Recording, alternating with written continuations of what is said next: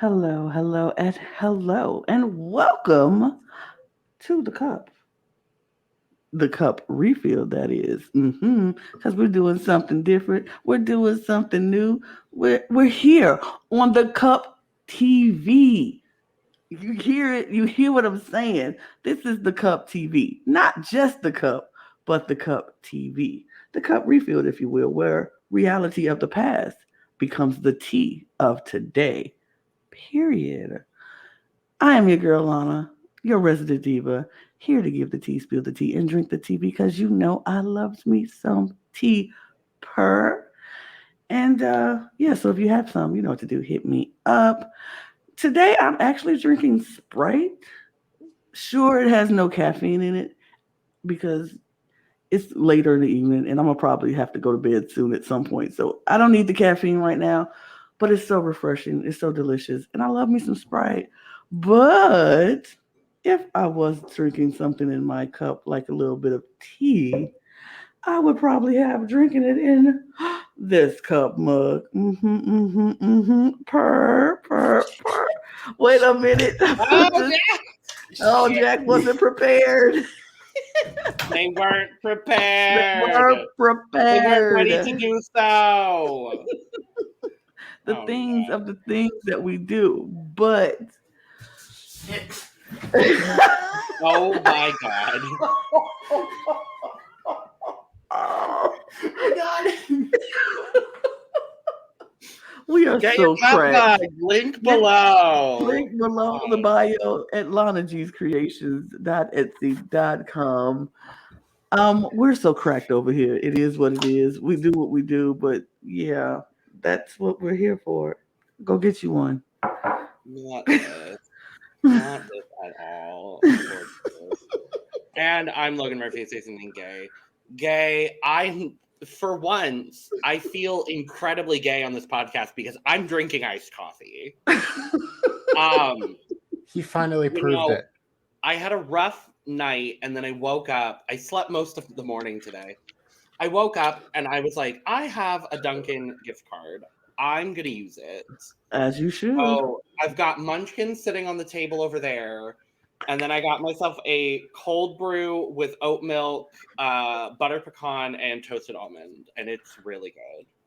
I love me some munchkins. I need me some in my life. Ugh, I They miss have them. Oh no. donut Oh, munchkins now. It's a thing. yeah. I was like, oh, okay. Love it. I'm always like I lived on Munchkins as a child growing up. My mom always bought Munchkins because it was the easiest for all of us to get what we want.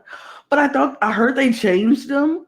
Like they don't have certain Munchkins anymore. Like So the box that I have, it's glazed chocolate, um, sugar, just regular sugar, and then there's jelly donut and blueberry cake. see, they didn't have powder. Powdered Munchkins was our thing. We Yeah, always had the powdered Munchkins. It was powder, it was chocolate, and it was glazed. Those glazed. are the Yeah, three. and that's what I was expecting when I bought this box, and then all of a sudden I'm like, "There's jelly donut munchkins. What's happening?" I'm here Like for a jelly donut Munchkin. Period. I also was because I had one and it Hmm. was very good. Yes. However, I wish they had sour cream donut munchkins because a sour cream donut is my absolute favorite donut of all time. Okay. Well, off Welcome subject. to our donut podcast. Wait, we should let the other person speak, I guess. That might be a Maybe. good idea. Hi, my name is Jack. I am an org host, reality TV watcher, now a ride op at Six Flags, game Oh. designer, college student, and overall mess. Yes, As absolutely was a mess. demonstrated 2 minutes ago. Yeah, just slightly. This today, I mean, I just have a White Claw. Work, It's bitch. Work. it's Oh, which it's one? a Sunday Wait, night. I need to tell whether I'm gonna judge you or not. What flavor do we have? It's the random one that I grabbed out of the fridge. It is Tropical Pomelo Smash. Okay. I probably can't have it, but I'm glad that you are. Pineapple Ugh. allergies. That'll do it. I avoid anything tropical unless I make it myself. Makes sense. Yeah, just natural flavors, which means could kill you. Yeah. It But probably will kill me. Speaking of tropical, Mm-hmm. let's head back to 2010 in the South Pacific Mm-hmm. because we are talking about Survivor heroes versus villains. Oh boy. I will say this. I did not recall watching this season when I started watching it. So I'm like, did I watch this season? I feel like I should have, and I feel like I did, but I did not remember it. So rewatching it, I'm gonna put that in air quotes because I don't know if I watched it the first time, but rewatching it felt very new to me. So I feel like this might be a season that I did not watch, and so I'm watching it now is going to be like new, and I'm excited because I have lots of thoughts on these first two episodes, lots of them. yeah, Yeah, because I was gonna say, Jack, this is your first time watching Heroes vs. Villains. so I mean, I've gone down the rabbit holes of clip shows and like lists for Survivor. So I know what happens generally. Like I know how the season ends up kind of turning out. And We I all know know the winner. we, We all we know all who know wins this. we all know the winner. We all know like the big events. It's more seeing like, oh yeah, that. Oh yeah, that. It's just seeing all the pieces click together, like finally, that makes this really, really interesting. Mhm. And also, um, just the complete different way, like you can tell that there isn't like this insane layer of oh yeah, there are like 30 different twists in the game. Good luck. It's literally like, yeah, there might be an idol out there. Maybe. Who knows? It's not my problem. And the idol isn't immediately being talked about as like a thing, Mm-hmm. which is like so I started watching it with my family in Kaguya. Oh yeah, I Um forget that Kaguya was your first season. so at least that's the first one that I remember. Sure. So I like Kagion was just on the precipice of them starting to introduce more twists. So it is really interesting just to see like the basic dynamics of Survivor playing out again. Mm-hmm. And I just can't like I can't wait to see what happens. And even though I haven't watched some of the other 19 seasons, I'm like, oh yeah, no, you from this, you from this, you from this, you from this, you from this. Like it Mm-hmm. is all of the people that are memorable. Mm-hmm. So, well, mostly. Yeah, And, totally. and I will say this. It was nice watching, going back to watch this, when people didn't come into Survivor like, we're just going to be nice to each other. We're going to be a nice tribe and we're going to kumbaya this thing. They came in like, look, we're here to play. And not just on the villains tribe, but even on the heroes tribe. It was like, people came in here to play this game and they were not holding back any punches on anything. It was like the heroes tried to be like nice, but it was like that took one episode for that to be like, yeah, we're not always nice. We're not all gonna be nice. That's not how this works. And I love that because in this modern age of Survivor that we're seeing, we see everybody trying to be nice and trying to play nice, and everybody we're a whole happy family. I don't want that in Survivor. I don't. I don't want happy families in Survivor. I want savages. I want people out there doing, playing the game hard. I want to watch that. I don't want to be a part of it, but I want to watch that. So I love that. I love going back and seeing people them coming out the gate playing. I love this season. So when we started, so after 44 ended, Survivor 44, we were all kind of like, but we want to keep watching Survivor and talking about it. And so instantly, my immediate thought, and Dominic's as well, who's not here today, but will be popping on this season, I know for sure. We both immediately said heroes versus villains because it is kind of one of those turning point seasons in Survivor. I definitely want to go back and do a lot of the older seasons too, because that's kind of where my memory gets a little hazy with Survivor. But I definitely remember this season. I cannot wait for all of the crazy shit that happens in this season. Like, and it's crazy 2 episodes in. It only, like, it starts at 100 and stays at 100 and then goes to like 110 at some point. Great. Like, it is a wild season. For me, it is in my top 5 favorite seasons of all time. And I think a lot of people tend to agree with that just because the caliber of people that they cast on this season is incredible. The level of gameplay is even more incredible. Like, there are moments that I just cannot wait to relive and talk about and hear what y'all think about it, because it's all just but we have to start where we always start, which is the intro package. And I miss the good old intro packages, the helicopters flying in. I do miss it. I have to be honest. Like, and then we got an actual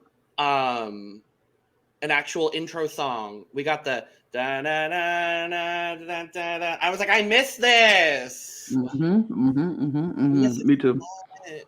Yeah. And then I was reminded very quickly about how much I'm just going to be thirsting over James this whole season. I'm not sorry. He may not be a great Survivor player, but God, is he nice to look at.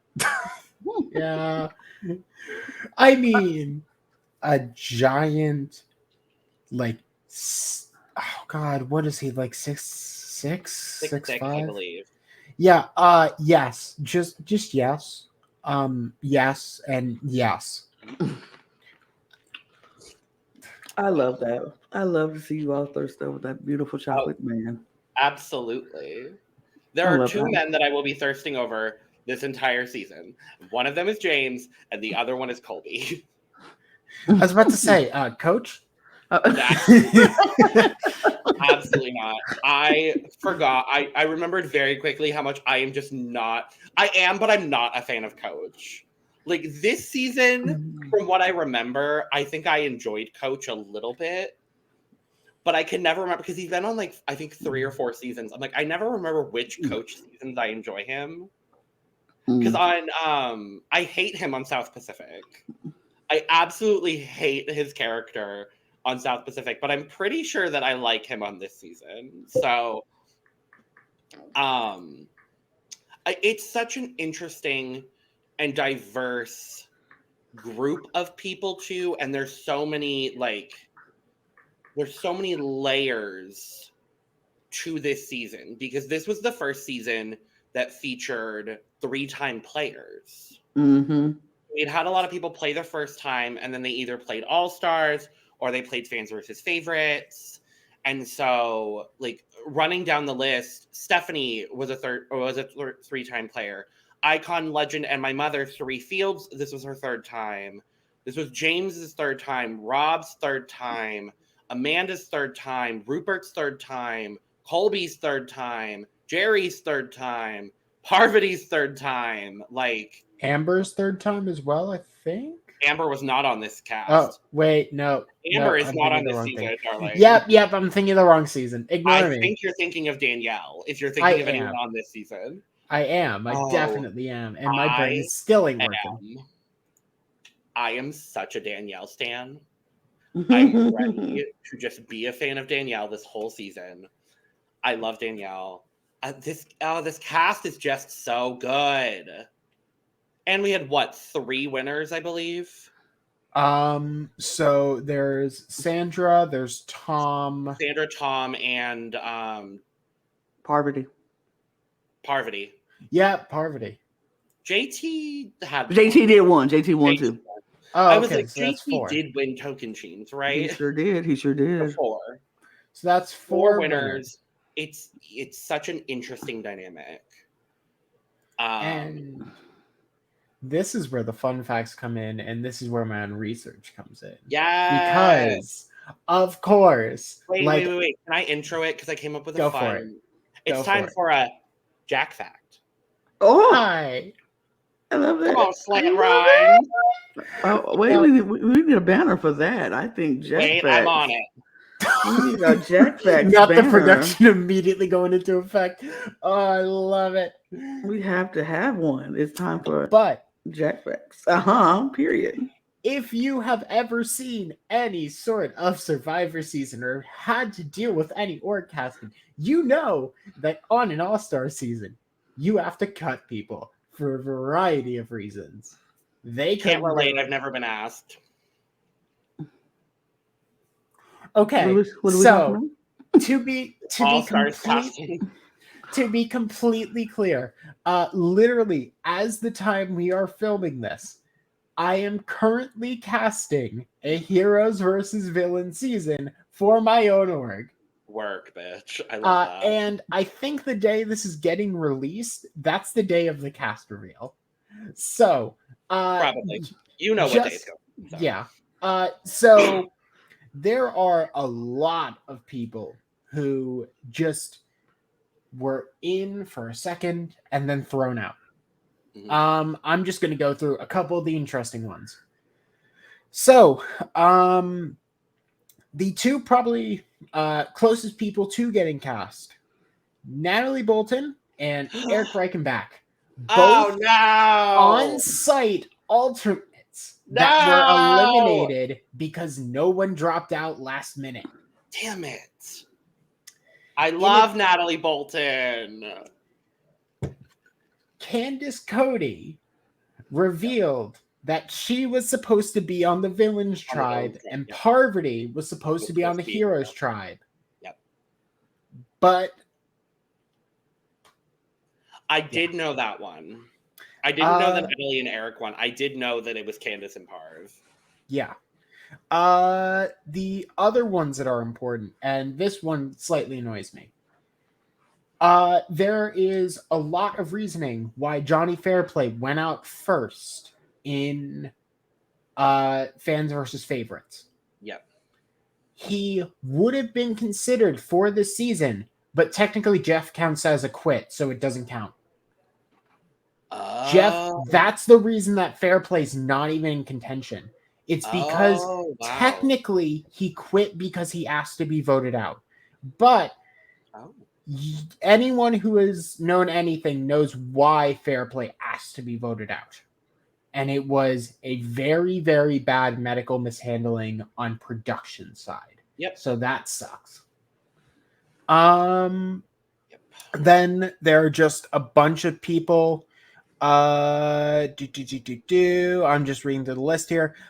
Richard Hatch was asked to return, but he was on house arrest, and his request was denied by a federal judge in Rhode Island. Yep, I did know that. Which is beautiful. And a lot of people who ended up just simply getting offers, couldn't do it for work. Probably the most interesting one that is left is that Sierra Reed of Tocantins was going to be a member of the Heroes tribe, but got engaged to a producer from her season, and as such, could not compete. I love that. And those are the primary, interesting things. The only other thing of note, obviously, like most seasons, like Bruce from going from 44 to 45, the people on Heroes versus Villains weren't able to watch Russell's season. And in fact, they couldn't know anything about Russell's season. They were simply told that he was one of the top 5 villains of all time and was not allowed to discuss anything else because they didn't know what the season was and they did not know what it was when it aired. So they just know Russell's a villain, That's such an interesting choice. Which leads to I would assume some very, very interesting underestimation later on. Yeah, it informs a lot of the mid and late portions of the game. And that's why you get like a lot of the confessionals in this first episode, you get a lot of, can I trust Russell? I don't know if I can trust Russell. That's why. Because no one knows what he did. Because Samoa literally hadn't aired. So yeah. So 20 people with one extra spot intentionally left open in case someone from Samoa needed it, and that person was Russell. So that's where we are. Woo. Well, we land on the beach. Everybody's here. We immediately go into the first challenge, and I remember this first challenge very well for several reasons. So there are different. This is a challenge that has been done several times. I think this was the second time that this challenge played. Yes. The first first time was in Panama. Exile Island. So, there are different lanes. You have to run down to the lane, dig up the bag, get it back. But there's 2 people from each tribe going at it. Moments of note. Stephanie dislocates and then relocates her shoulder. Great. Wonderful. I remember watching that for the first time and just being like, oh my God, like shivers through my whole body. And I'm a Stephanie LaGrossa fan. I want to make that very clear. I love Stephanie. I loved when she was a casting choice on The Traitors, and I loved watching her on that. But yeah, that was a lot. I think in my top 5 favorite moments of the season is the round where Sandra pulls off Sugar's top and she's just running with the bag to the mat, just boobs out, and then turns around and just goes, it is in my top 5 favorite moments of the season, hands down. And she trades her dignity for the point. Is the point of the win? I was like, is that her dignity? Did she trade in her dignity? I feel like Sugar would just show her tits to anybody, if I'm being honest. I feel like Sugar is just liberated and free, and it doesn't matter if her boobs are out or not. She's still going to be Sugar. And free the netball. Free. Why are we bound by the bra anyway? Period. Free the netball. Let's be free. The other big moment of note is Rupert breaks the toe, and then in 3 places proceeds to give a very detailed description of exactly how he could feel his toe breaking. Rupert, I love that. I don't need this right now, Rupert. Okay, Rupert.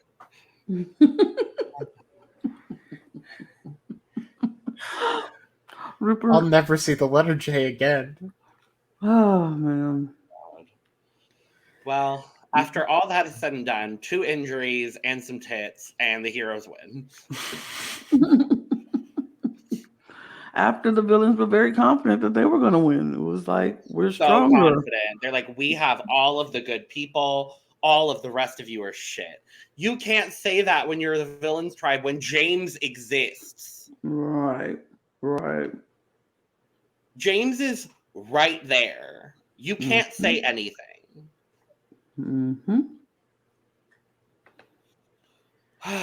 So they get there. So the win goes to the heroes. The prize, Flint.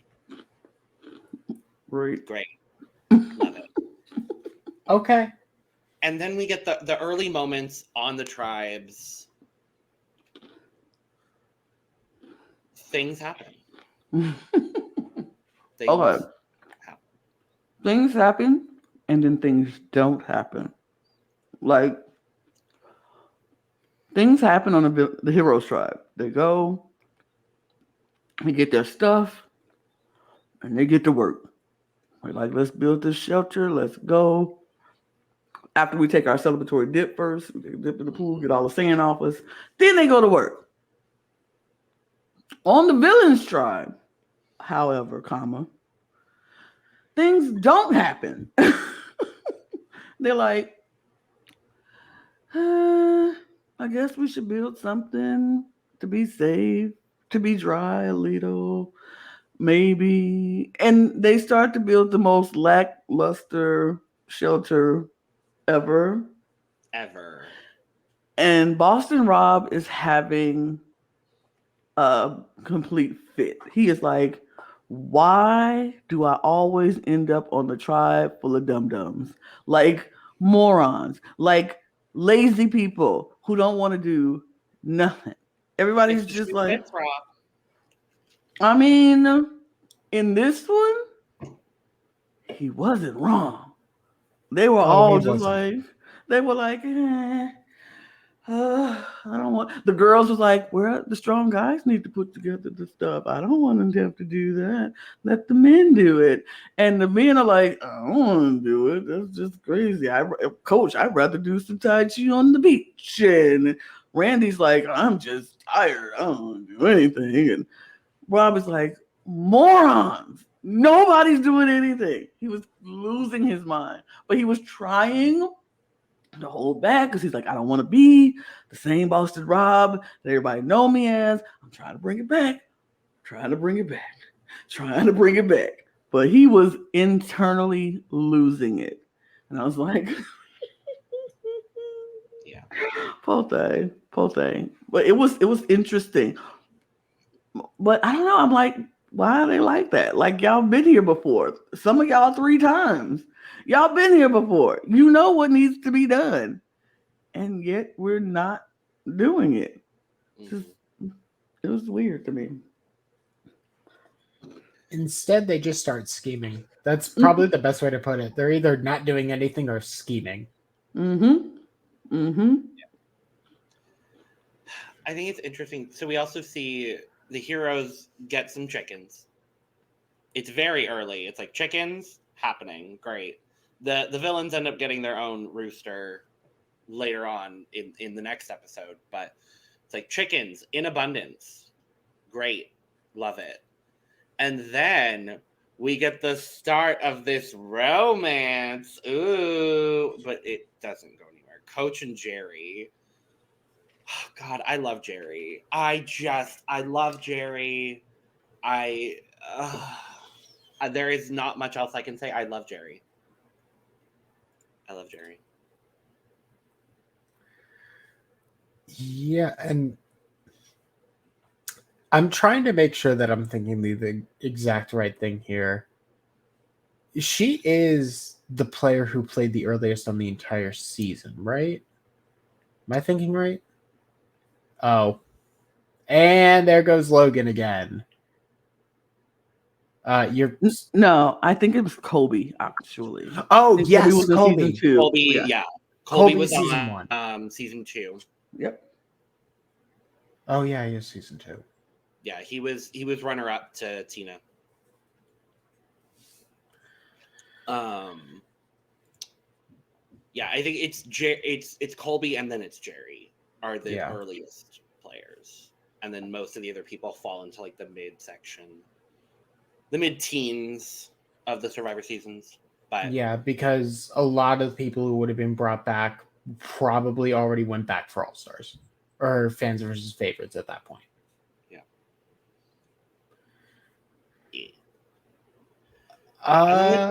There's just a whole lot of alliance talk throughout all of this day 2, which, like, honest to God, none of these alliances mean anything for the rest of the season.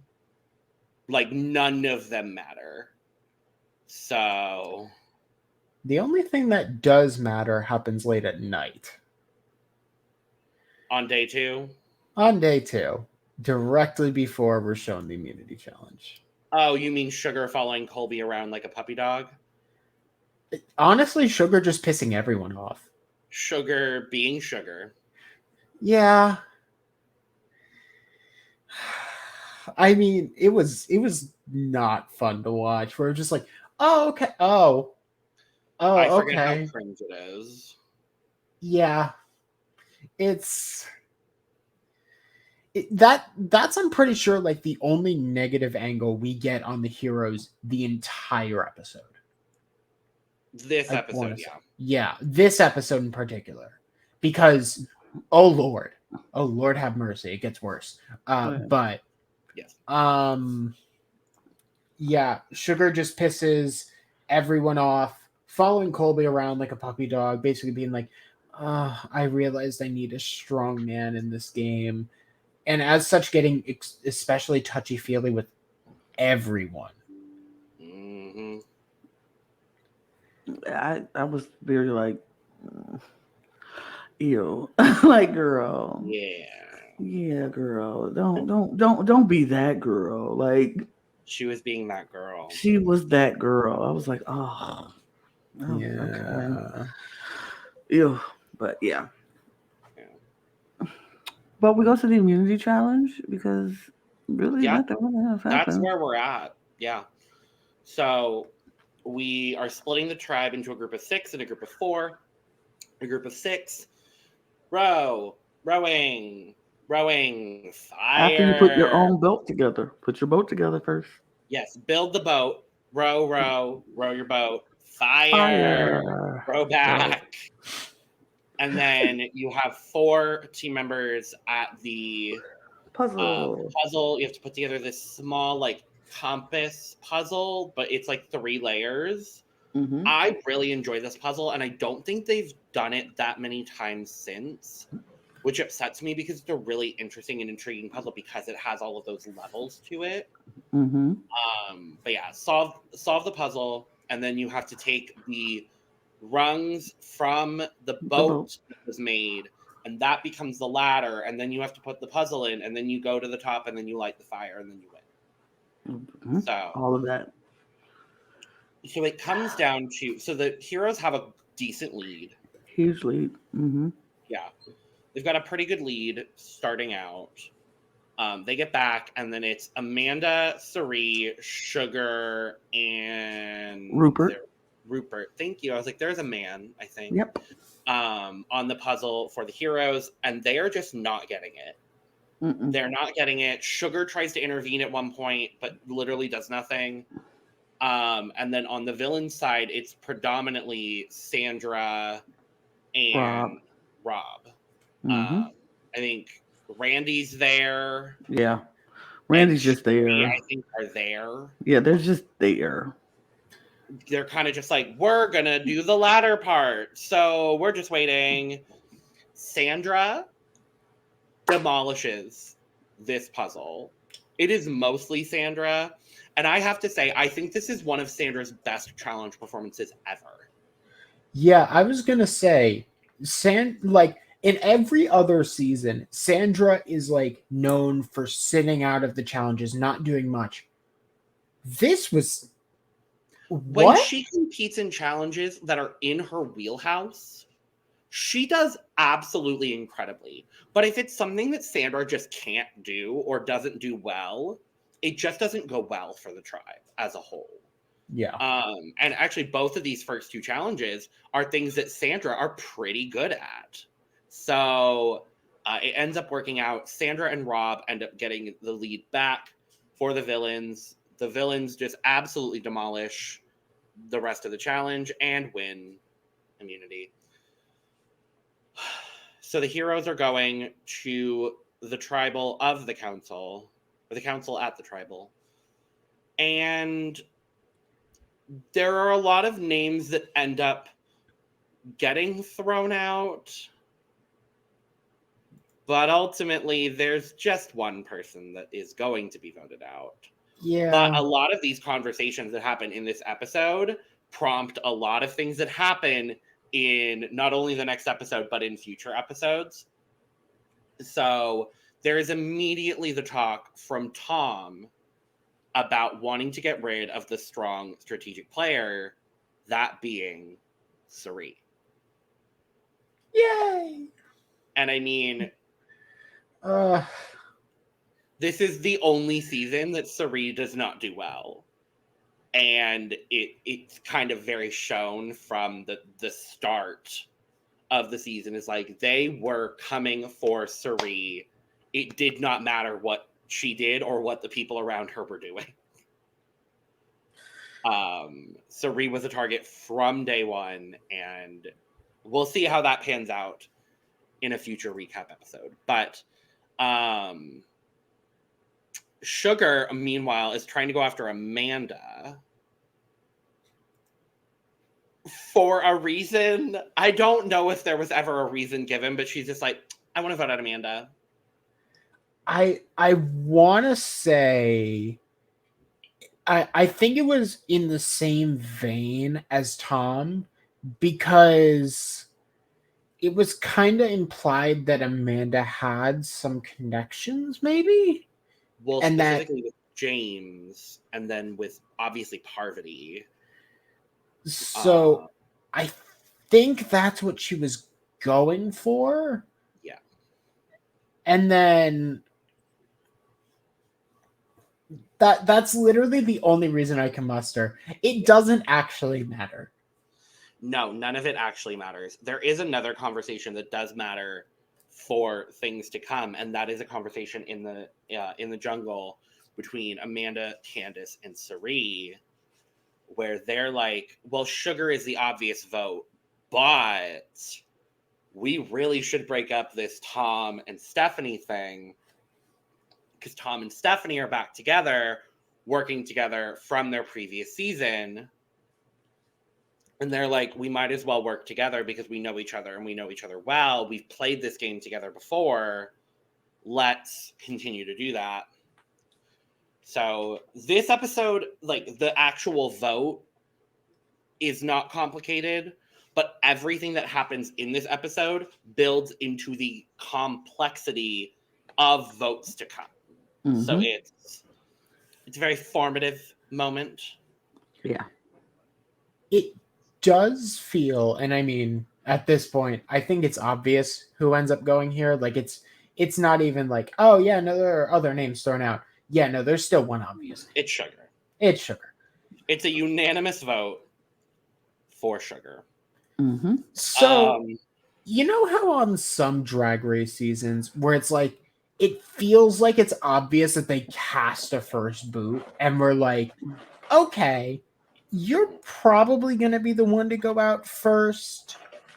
Like, if we need to, we can just send you home, but like, maybe you'll be fine. And then they just end up sending them home anyway. I feel like Sugar didn't have a ton of connections, like, at all. And especially with the first vote, with people super connected, she just fully shot herself in the foot. And I think the producers maybe expected that, but I don't know.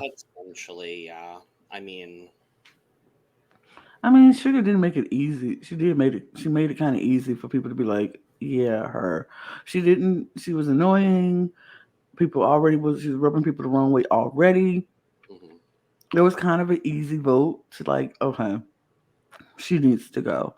And it'll make our lives here a little easier. And she wasn't bringing that much to the challenges. So it was like, you're not contributing that. Yeah, she was kind of objectively the weakest person. Mm-hmm. Crowd, so. Right. So she wasn't contributing much to the challenges. She wasn't doing too much at camp. She was annoying everybody back at camp. So it kind of was like, yeah, she can go. No problem. Yeah. No big deal. So, bye, Sugar. Bye. Bye, Sugar. We move to episode 2, where things just get a little bit more complicated. So, so there's 2 big storylines going into the immunity challenge that is also the reward challenge. The first being, there's a lot of rain. It's raining. All the time. Everyone is soaking wet. And the villains are trying to get their camp back together. And it's just, nothing's really coming together. And Rob is trying to lead the effort, but not trying to be that guy. And he ends up passing out. He worked himself, and the elements did not help him. He was sick. Like they said he had the flu. Yeah. And he just went down. I'm like, What? And I fully believe that this was a real medical moment that happened, and I'm happy that Rob recovered incredibly positively. However, the camp of this entire filming sequence, the way this was shot, the editing that surrounded it, it's just so Jerry finds Rob passed out, but there's conveniently a cameraman standing and filming Rob, and Jerry is just over Rob, being like, Rob, wake up. And he's just like, send help. And I'm like, the camp, just the stupidity of this whole moment. And then they bring medics over and they bring Probst. And of course, because now Probst is there, Rob suddenly wakes up. And he's just like, Probst. And he's just laying there with medical. And Rob turns to Jeff and he's just like, I'm sorry. And Jeff is like, what are you sorry for? And he's like, I just love this game so much. It's getting the best of me. And I'm just like, this man, he is definitively one of the campiest people to ever play Survivor. And for that, I have some respect for him. I do not love Boston Rob as a character on this show, on any of his seasons. I just want to make that clear. I don't think he's a bad person. I just don't love Rob the way that I know a lot of people love Rob. But I have to give him his flowers when it's deserved, because this whole moment is just so produced and just so fucking campy. I love it. Just I don't know how y'all felt about it, but I just just give the man an Oscar. Honestly. It just and normally when Jeff shows up, it's like, oh, okay, someone's about to be taken out of the game. No, he's here because Jeff loves Rob, and Rob loves Jeff, and we all know that. And whatever. They made a fucking statue of him, 19 seasons later? Oh my god. Yep, they did. Oh, I forgot. Oh, yeah. Remember Island of the Idols? I wish I couldn't. Is that a season we need to do refilled? No. No. Absolutely not. Maybe we can cover the court case. Honestly, that's camp as fuck. Just, yeah, these were the crimes. Can we move on? Oh my god. Oh god. And then Lana, I don't know if you have any comments on Rob. It was Rob. It was Jeff. It was cameras. They were making a TV show. That's it. Rob knows how to make a TV show. That is why. And failed them too. That's why he's still known as one of the best people to play Survivor, because he knows how to make good TV. So we juxtapose that with on the heroes. There is just tension between Rupert and Stephanie. Of all people to be feuding, it's Rupert and Stephanie. And it's just like, because I'm like, of all people for Rupert to target, you're targeting Stephanie LaGrossa? I mean, why not? For me, Stephanie is not the immediate target on the tribe. I mean, sure, I agree. I don't think she's the immediate target, but I feel like somebody who might feel like they could be a target need to make somebody else a target. Rupert has a broken toe. He can't do much. So he has to do anything he can to make sure the target is no longer on him and somewhere else. So he picks Stephanie, sure. Because if he would have picked like Tom or Kobe, people would be like, absolutely not. No, we're not doing that. That's crazy. Rupert against Tom and Kobe, who are healthy and da da da da. You pick on a woman who you think is probably the strongest woman out there, but just because she's a woman, he can be considered as a weaker player than something else. So he just did what he had to do. Now, sure, he could have picked anybody else, and it probably would have went over. But him picking on Stephanie, I just think he just was like, I just need a target, and she just happened to be right there, doing stuff that he didn't like doing. Like apparently, he didn't like how she made the coconut popcorn. I don't know. He didn't appreciate that. So he was like, I make it differently. And she should have been like, well, you make it then, Rupert. But that's neither here nor there. We see Rupert is he's so used to being that guy, Rupert. He was used to being the Rupert guy, the guy on Survivor who does everything around camp. People love him. Everybody loves Rupert. And now he's on a camp where people are like, I mean, yeah, you Rupert, but shoot, I'm Sari, I'm James, I'm Tom, I'm Kobe, I'm Stephanie. We all been here. We all did this. We all heroes. You ain't nothing special, Rupert. So I don't think he knew how to handle not being that guy. So he's like complaining about everything. I think this was one of the moments I was like, oh man, Rupert, you started to get on my nerves. And that didn't happen the first time I seen Rupert play. I was one of those people. I love Rupert. I thought Rupert was amazing. He's so great. Da, da, da. This season, I was like, Rupert. Yeah. And I mean, I'm remembering the snippets of Rupert that I've seen because he doesn't do a lot in like Kageon forward, if I'm thinking correctly. His last season, I believe, was it this one? I think it's this one. But like, yeah, I mean, I just personally, I didn't have much of a. Oh, okay, that's why. Because he ends up doing the Amazing Race. I think that's later. So this is not his last season. This is his third of 4 seasons. His last one is Blood versus Water 1. Mm-hmm. That's it.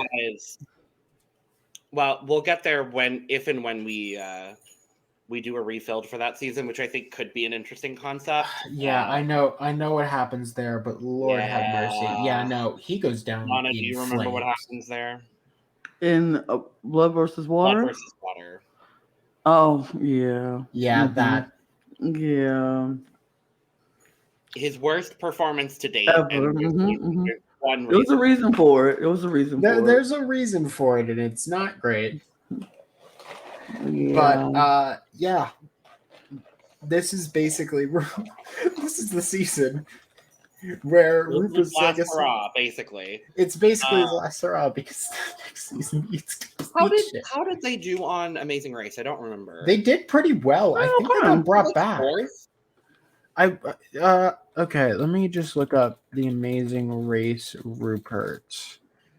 Rupert and Laura. They only played on 31. 10th? Oh. I thought they did much better. So did I.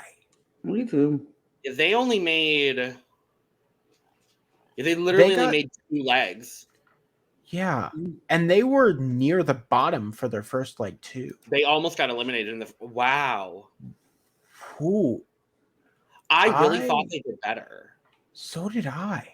Me too. I did think they did better than that, but because I remember them as one of the big Survivor teams that was on the show. Yeah, I mean, but Mm, Survivor, Amazing Race. Survivor different teams just things. never do well on Amazing Race, except Big for Brother Rob. teams. What about I say? Yeah, Robin Amber, but Big Brother teams kill. Big Brother Uh, teams do amazing. they do amazing, and Survivor teams. Because they're when they did the crossover. Wait, also, side note, the reality crossover season of Amazing Race, we need to do refilled. I'm saying it Well, now. for sure. Yeah, because that that may be season coming is sooner rather than interesting. later, friends. Because I want to rewatch that season. But I don't think a Survivor team made it past like 6th. Because the end game was all Amazing Race teams, and Yeah, I mean it's 31 when they played. That was the season. Oh yeah, I do remember that now. Actually, Yeah, and I remember it because no, they. Oh wait, yeah, no, that was the only time they ever played. yeah, that was the only time they played. The best placing Survivor team was 6th. That's interesting. I mean, granted, Big Brother doesn't do a lot better, but I mean, compared to the 3rd season that's on there, one of just like in general, casting a all-star season where 4 of the teams have played the game before and 7 haven't, and then expecting for these 7 teams that haven't played the game before to beat the 4 that have. It's not even. It's 5 against 6. Oh, almost yeah. half the cast is Amazing Race teams. Except for that one team that eats complete shit. There's an Amazing Race team that gets last, and every other team makes the top 5. So, yeah. Oops. Whoops. Anyway, immunity challenge. So we are running, and then we're rolling giant blocks back to our station. And then we have to build the puzzle of blocks that says heroes or villains. Mm-hmm. It ultimately comes down to the fact that Rob is an asshole and JT can't be an asshole. No, I don't agree with that at all. I'm not going to sit here and do that now. I don't think Rob was being an asshole. I think Rob was being a leader and making sure his team listened to him because that's what needed to be done. All those people talking, JT was being a punk and not saying anything and letting the team run over him. When I'm like, dude, you are the one who know how to do this challenge. Speak up. You got to be assertive. They literally chose him to be the leader because he did it on Token Chain. Did it. You just did it. Like, you know what to do, and you should be the one to lead this thing and make it happen. So I do want to check one thing just on the side. Because I assemble the planks into a staircase. I'm looking for the specific challenge. This one? With the name of the tribe. Okay, so no, it was the exact same thing. Because I was trying to figure out. I was trying to figure out like if maybe the thing on the side changed, and that's why. No, because they took all of the challenges from this season are taken from previous seasons, which is why at the start of every challenge, Jeff is like, "Well, let's see who played in this before, and did you win? Did you not win?" And that tends to be an All Stars trope that they end up doing throughout all of the other like All Stars or returning seasons that they do subsequently. Through 2 Winners at War, I believe they also did it at Winners at War. Yeah, because I remember them calling it out multiple times. Yeah. So it comes down to I agree with Lana. It comes down to JT just won't say anything, and Rob is yelling at people. But it's effective. Effective yelling. And they win. Just effective yelling sometimes works. So I love that. The villains win yet again. Their reward, I don't remember what the reward was. It ends up, it's a tarp. Which I mean, great. They honestly need it. Yeah. They need anything they can get, honestly. So we go back to Heroes Camp, And it very quickly, everything is factioned just almost immediately. So we see the trio of Tom, Stephanie, and Colby.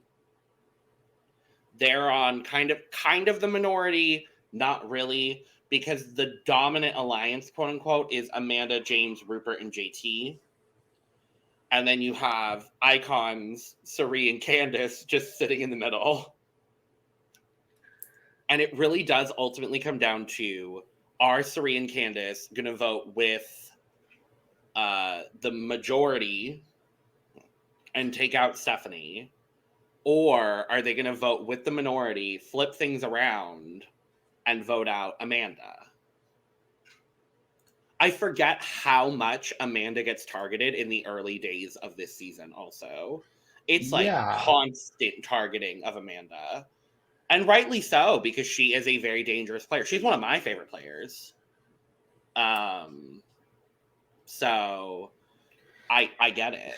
But and then the other part that doesn't lead to any major targeting, but is not great.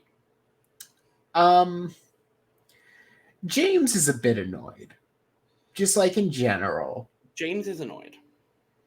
And I think rightfully so, honestly. Very rightfully so. And basically it's like, JT, what the fuck? Literally like, the fuck. Without saying the fuck.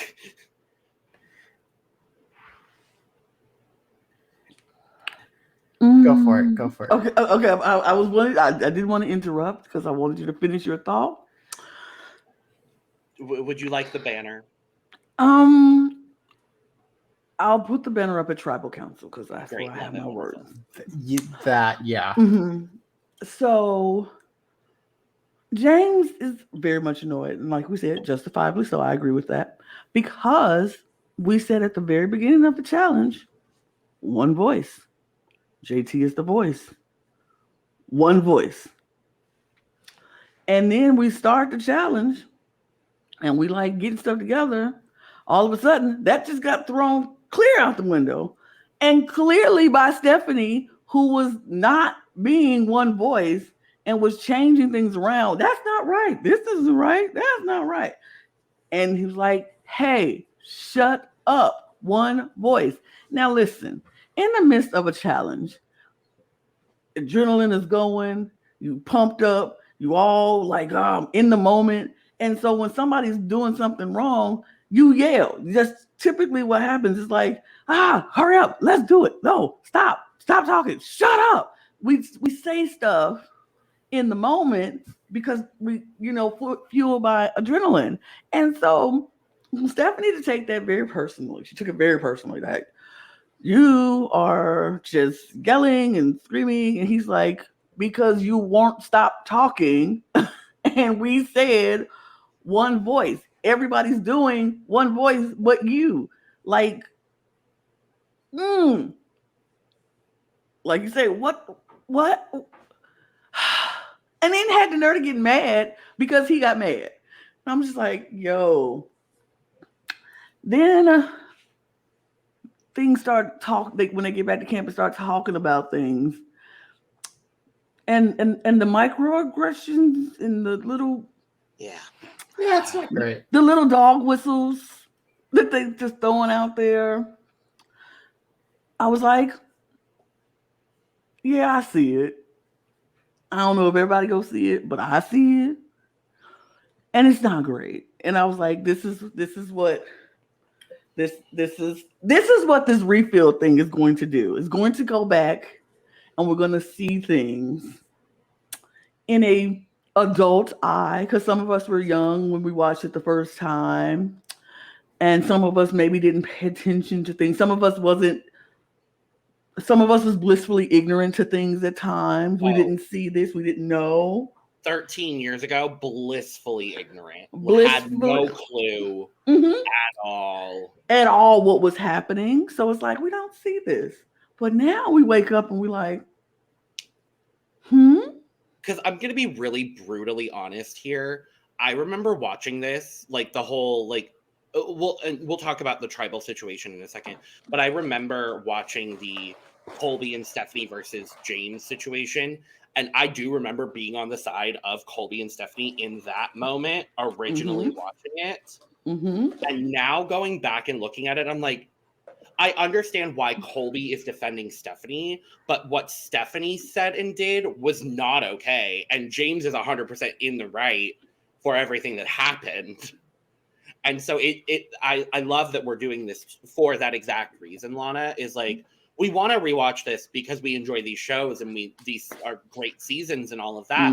But looking at all of these moments through the lens of today is gonna be so interesting, and I'm intrigued to see how I feel about some other moments that happen throughout the rest of the season involving, I'm going to say specifically, Sari and James.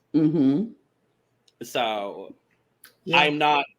I'm on the James side now, but it is very interesting going back and looking and seeing those dynamics play out, and it's like, it's interesting. Because this is, and I don't really get to speak much here because I was just getting into like first grade at this point. But this was just the start of like, yeah, I know. I'm sorry.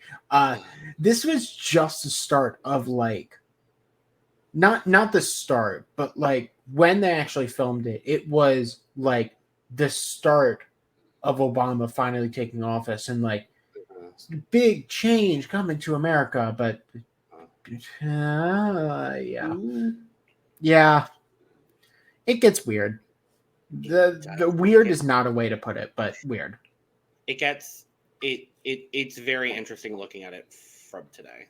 Yeah. But we can move on. Yes. To tribal. Oh, we're going right there. Huh? There's nothing much else. There's nothing else to speak on. Lana, you go right ahead, darling. Okay. So at this tribal, I'm sorry, I'm getting messages because I too just started an all-star game. Yeah. So like that's scary. This one is very scary. I will say that. But I just got nominated. But okay. How dare they? Well, half of us was going to get nominated anyway. It was like, how dare they? Right. Like I should have been the one of them that was safe, but 4 of us got nominated on an 8-person drive. Well, you know, it had to be me. I knew. But anyway. Let's. We're not here to talk about me. We're here to talk about this tribal council because I have thoughts. I was very annoyed because this is what bothers me, and I'm gonna say it. This is what bothers me about white people, because clearly James was asked a question by Jeff Probst. Jeff says, "So James, you seem very annoyed at the challenge today. Why were you annoyed?" And he says, because it felt like some people weren't listening to what we said, and the one voice conversation, we were supposed to listen to JT and he's going to help us, and we didn't do that. Some people weren't doing that. Jeff Probst then say, "Who are we talking about?" James says, "Well, since you asked me the question, Stephanie." "You're bullying her. How dare you? Why would you say her name and she can't defend herself because you're bullying her?" Wait, hold on. How do we get from Jeff Probst asking this man a question, him saying Stephanie's name, Stephanie going off, him responding to her going off, now all of a sudden he's bullying her? She interrupted on his question. It wasn't her question. It was his question. Now Colby stepping in saying, "Wait, you expect her not to defend herself?" No, she can defend herself when it's her time to speak. But at the moment, Jeff Probst was asking James the question. James answered said question. Now, when Jeff said, "Stephanie, you have something to say?" then yes, she defends herself. But then for Tom to jump in and talk about you're bullying her, I'm like, where? Where? And so now it looks like James is the evil black man jumping on this poor little girl, this little white woman, making her upset because he called out his frustrations to her, which I feel like he had every right to do. You can feel frustrated with somebody who doesn't do what we said we were going to do at the beginning of the challenge. One voice. You were another voice that was not the voice we said we were listening to. So yes, he was annoyed with you. But for you to turn that around to now James is bullying her, and not just that, you turn it, it continues. It's going to continue in the next episode. Like, I don't like it. The microaggressions is just, because now he looks like the angry black man. And he's just picking on this little girl who was just trying to help in the challenge. And it's disgusting.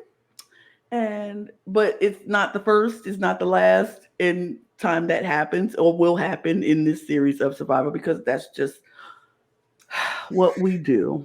Oh boy, next episode. Yeah, the preview made it look rough. It's not as bad as they make it out to be. Okay. It's still not great by any means. Yeah, but I mean, granted, the preview made it look like bad. Mm-hmm. Like that's not some great editing. Yeah. But ultimately it comes down, that's literally all that happens at Tribal, and then we go to vote. Like literally that's it. It ends up being a 6-3 vote, and Stephanie is voted out. Tries to give the tribe advice, and then James tells her to shut up, and I loved it. He said, keep your mouth shut. Oh my God, really? Like, I hate Tom. I really don't like Tom. I don't like Tom. I don't like him. Yeah, it's like, oh wow. The two of them were fighting earlier. Do you not expect that kind of response? Like, why would he not say anything when she's directly talking to him? Maybe you shouldn't cuss out the tribe. Maybe you should do what we said do and shut up. How about that? Yeah. So how come when he says something, he's not just defending himself? How come he's not just defending himself? Suspicious. Weird. Let's put it as that. It was weird. A little weird, a little strange, a little kooky, but a little off kilter. Oh boy, this season is going to be wild, and I cannot wait to talk about it. But we will be back next Outwit Wednesday. Thank you for the name, Lana. We will be back with episodes 3 and 4 of Survivor Heroes vs. Villains. Part of our new schedule of programming coming to this new The Cup TV channel with Make It Work Mondays, Outwit Wednesdays, and Famous Family Fridays, covering Project Runway Season 1, Survivor Heroes vs. Villains, and Claim to Fame Season 2. I'm very excited about all of them. Make sure to check out all of our content with that. Make sure to check out our main channel if you are interested in drag content, because that's going to be pretty much the focus of that channel. So if you like drag content, cool. If you like reality TV stuff that doesn't always involve drag, but on occasion it does, if there's a drag queen on a show, make sure to stick over here to hang out with us. Big Brother is on the horizon, and several other shows. So get your merch, link below. And with that, I wasn't, hold on. Cheers. Cheers. Cheers. I got it. Yeah.